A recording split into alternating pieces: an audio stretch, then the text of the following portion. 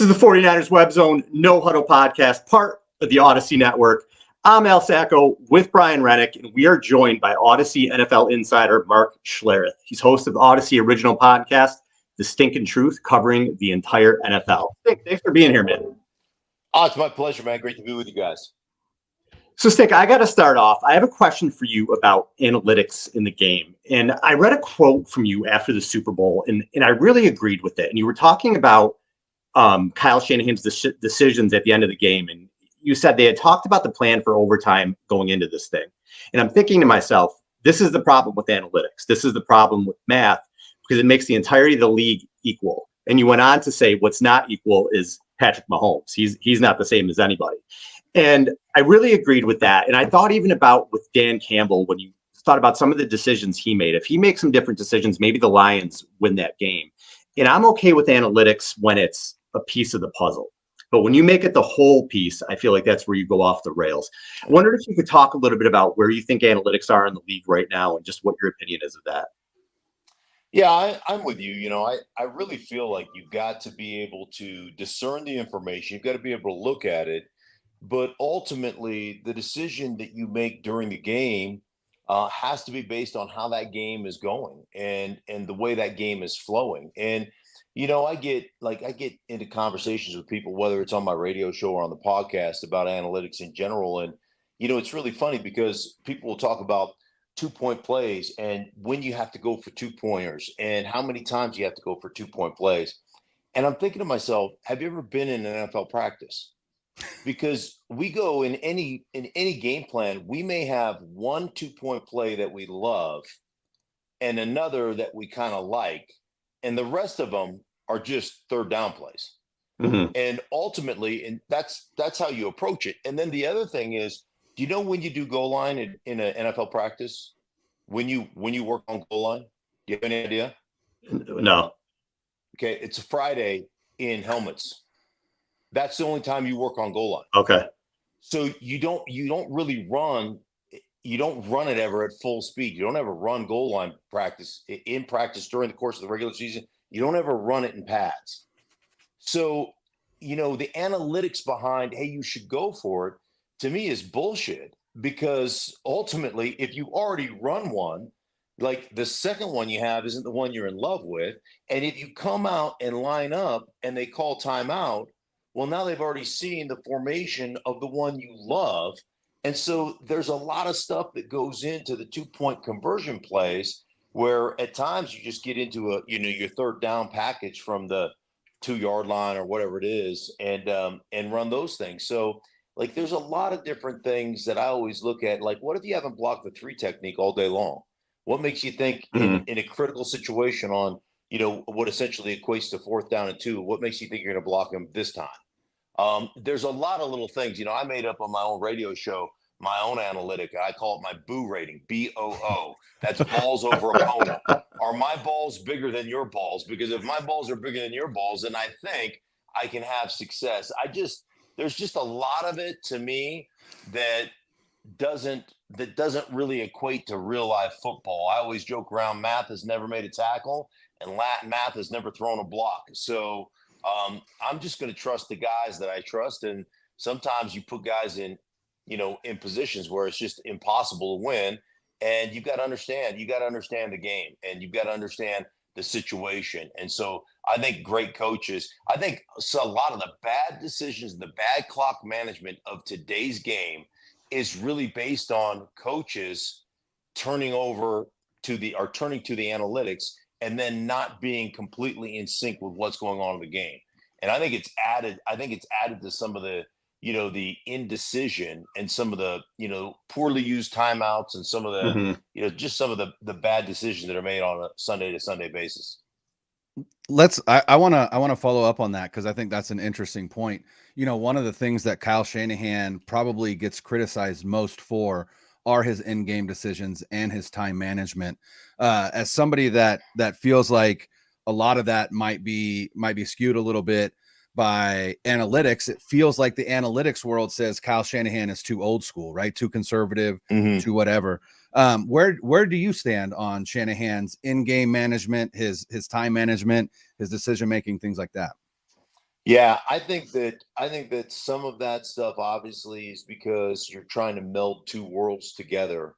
Um, and I'm of the belief, and I probably fall on the old school side of things, is that I want to give my guys obviously the best chance to win, but I want to give my guys the best chance to win doing what we do and being what we are. And a lot of times I think that in some of those situations, you get away from what you do well. And I'll give you for instance, in my 6 years playing in Denver, um, we were I would call a conversion team. So second down and one or second down and two was not a shot down. In the NFL, there's a lot of, hey, let's take a shot on this play to see if we can convert, and then we have third down to do it. We were a conversion team. Second down and one, I knew anytime I was sat in a huddle and second down and one, I knew without a shadow of a doubt there was three plays going to be called. There was going to be 14-15 handoff, 18-19 handoff, or quarterback sneak. Mhm. 100%. We weren't going to try to trick you. We weren't going to try to do any of that stuff. We're going to do what we did well, what we practiced all the time. The things we did 10,000 times, that 10,000 hour rule. And we were going to do it better than you. And, ultimately, what ends up happening is you wear teams out. You physically beat the snot out of teams. And then the next thing you know, in the third and fourth quarter, you're ripping off 12 yards a carry. It's 9 yards a carry. You're just beating Right. people up because we're constantly converting, constantly.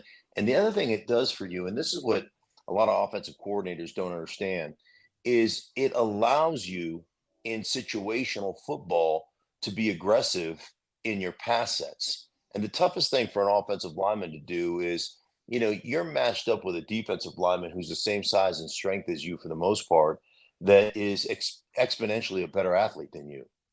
And so if I just sit back and pass pro all the time, I'm going to get my ass whipped. So you have to give me tools in my tool belt to be able to be aggressive. When I consult with teams, I always talk about, let's take the passive out of pass protection. How do you do that? Mhm. Well, you make third down and three a down where you're going to run it, or you make second down and three a down where you're going to run the ball and you're going to do those things. And then all of a sudden, when we do throw the ball on a 5-step drop, shoot all up, kick it, or run block it.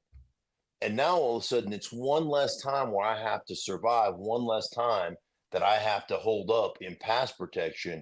And when I can do that enough, now I got a defensive lineman questioning run pass. All of a sudden, I take an aggressive set. He thinks it's run, even if it's a 7-step drop or a 5-step drop. And so you give me the opportunity. I always say this about the NFL.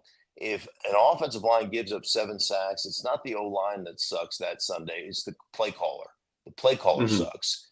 And so, I think you really have to understand, and I think this is one thing that Kyle Shanahan probably does better than just about anybody else in the league, is he understands everybody's problems. And he understands, the problems for the O line, the problems for the running back, the problem for the QB, the wide receivers. He understands that, the defensive players as well. And so, yeah, the time management thing, some of that stuff, I understand the criticism, and but I think it's somewhat of a league wide epidemic. I don't know that anybody is great from clock management and play management, because I think you're asking guys who grew up a certain way to do things differently. Dan Campbell, I mean, Dan Campbell risks it all the time. I tell you what, the Chargers are probably going to be exponentially better this year because Jim Harbaugh is going to lean on running the football and taking pressure off his quarterback and converting and, not going for it on, fourth down and one from your own 32-yard line. Like that's just not going to happen. And, it goes back to what Bill Belichick used to say all the time: more games are lost than won. And I think there's a lot of games lost because ultimately you're trying to be too aggressive and you're trying to be too tricky. Stink, I got to ask you about Brandon Aiyuk. The big news with the Niners right now is his extension coming up, and the wide receiver market is crazy with money, and it's about to explode really with Jefferson and Chase. Yeah. So they're going to have to pay him if they want him, and you have this great wide receiver draft class coming in as well. Do you think Aiyuk is number one, and would you pay him as such? Yeah, I have a real just issue with that market in general. Um, just because, like, I would tell you, the last guy to lead the league in receiving, yards and catches and all those things to win a Super Bowl was Cooper Cup, and the guy who did it before him was Jerry Rice in like 1988. Mhm. It doesn't equate. 10 other guys have to do their job exceptionally well for you to have an impact on the game. And it's somehow, I'm not sure exactly how this happened, but I think there's become an overvalue situation of how we value wide receivers in the National Football League. Um, and I don't know if there will be a market correction like there was this year on the safety position. I call it, Mhm. the Fangio effect. Something that Kyle Shanahan told me. He said, "Hey, man, the way the league is right now, it's the Fangio effect. They're playing his, shell defense and essentially making you throw the ball underneath on a consistent basis." And you saw a couple of years ago the safety position explode from a financial standpoint where they're paying everybody 15, 16 million bucks a year. And then all of a sudden everybody got cut this year. And now it's, the going rate's what, 7.5, 8 million bucks for safeties. Mhm. So it's just changed. You don't no longer need that middle of the field eraser. Now you got, two guys, you got to be able to rotate, run down, and you're playing quarters or, cover six for the most part. So it's just that part has just changed. But Aiyuk, getting back to your question, I think Aiyuk has made unbelievable strides as a professional. And I think when he first came in the league, and I always say this, I said this to my son when he went on to play professional baseball, just because you play pro baseball doesn't make you a professional. Just because you play pro football doesn't make you a professional. I think you look at Aiyuk, he had to learn how to become a professional, and he certainly did. Um, and yeah, the market, I would think that you could find a way to get him paid. Um, but you got to have some outs in that. You got to have an ability, on both sides to get out eventually after a couple of years. But I think the wide receiver market is the most overvalued market in football. Um, so anyhow, that's just kind of how I feel about it. But he's a damn good player. He's really built himself into a really good player, and he's fun to watch. One of the issues that the 49ers are running into, obviously, is when you have a roster as talented as theirs with a lot of top end talent and guys that you've drafted, eventually you're going to have to pay those guys. And you've got, you're paying Trent Williams, you're paying Nick Bosa, you're paying George Kittle, you're paying Fred Warner, you're paying all these guys. And so you lose a guy like Eric Armstead. But one of the things that 49er fans went into this offseason saying with their full throat was, we need to upgrade this offensive line. And I kind of want to hit on that with someone who is an expert in that area, as somebody who has played within this offensive system and somebody who has played offensive line at a high level in the NFL. What is your view of the 49ers offensive line? What do you feel like is their weakness? And do you think that there is an upgrade that they need to make? And would you consider that to be on the interior, or would you consider that to be right tackle? Because obviously left tackle is being held down by one of the greatest to ever do it. Right. Do you think that they need an upgrade, or do you feel like their offensive line is good enough to get as it stands right now, which is exactly as it was last season, to get them back to the Super Bowl? Yeah, well, I think that they're exceptionally well coached, and I think the scheme is so good that um the scheme is so good that, like, you could still have, a Super Bowl run with that group up front. Now, when you talk about individually, would you say that individually, other than Trent Williams, who, by the way, I saw him at the hotel. I was covering the second to last game of the season between Washington and between San Francisco, and I saw him in the lobby of the hotel, and I ran up because I'd never met him before to introduce myself, and I totally fangirled over him. I kid you not. I was just like, "Oh, Trent Williams!" Like, I'm such a huge. I love watching him play. I love it. I'm such a huge fan, and he is awesome. He is just incredible. But the rest of those guys, I think are really good players. Now, obviously, end of the Super Bowl, where you get forced to kick a field goal, you bust a protection, which is like, that's beyond me. Um, but for the most part, from a scheme standpoint, the way they operate, they are really good. And it's individualistically, like individually, are they the best at their positions? No, not other than Trent. No, nobody Right. is.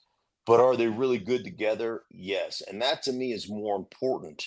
The one thing that you get into, it's kind of like I'll equate it to Lamar Jackson. Mhm. Lamar Jackson is phenomenal and he's incredible athletic, and his ability, to scramble around and extend plays and throw the ball, and the amount of, single coverage they get. So, and he's great with that stuff.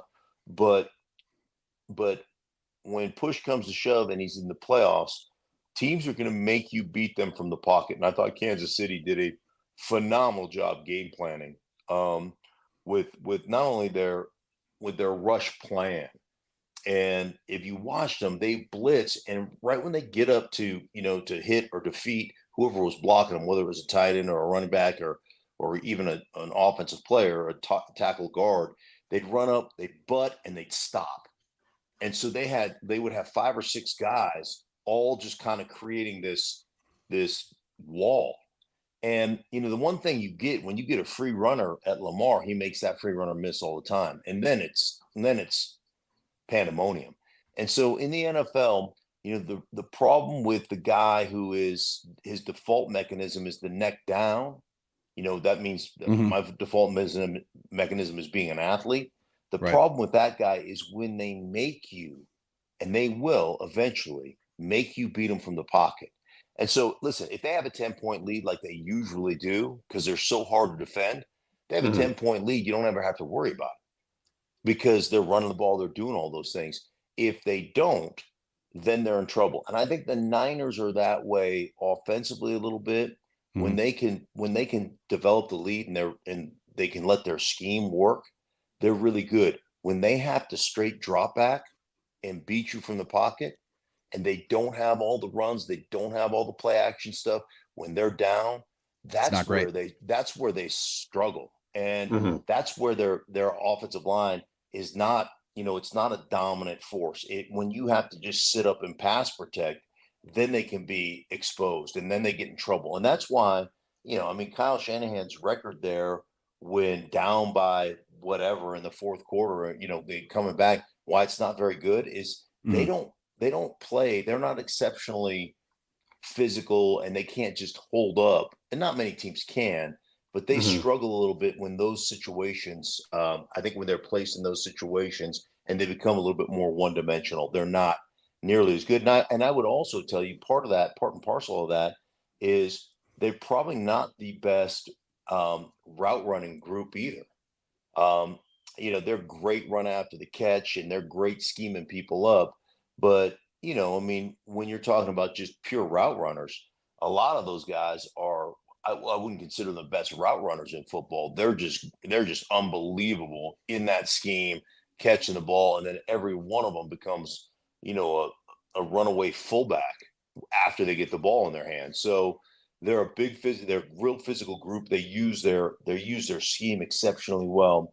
But like I said, if they get forced into a drop back game, they're average. Do you Stink, feel like you were the. Oh, Oh, go ahead, I was Brian. just Sorry. gonna real quick just to follow that up. The lack of drop back pass sets, right? They're not great at it.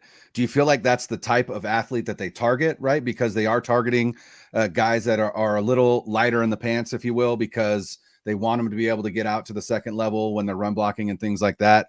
Or do you just think it is schematic in general? Yeah, I think most of it.